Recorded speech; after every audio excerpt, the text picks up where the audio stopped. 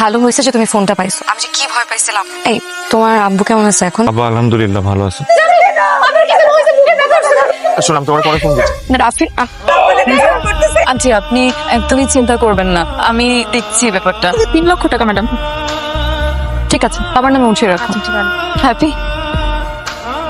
Rain এরকম করে কতদিন চলবে? এই যে তুমি রাত বেরোতে আসছো, এই বিভিন্ন পার্টি শাড়ি করে বেড়াচ্ছ, ভবিষ্যতে চিন্তাই করছো না, ঠিক না। প্লিজ আর একটা বিয়ে শাদী করো। বাবা প্লিজ, একটা তো করলাম, টিকলো না। তুমি কেন এসব বারবার বলে আমাকে এম্বারেসড ফিল করাচ্ছ?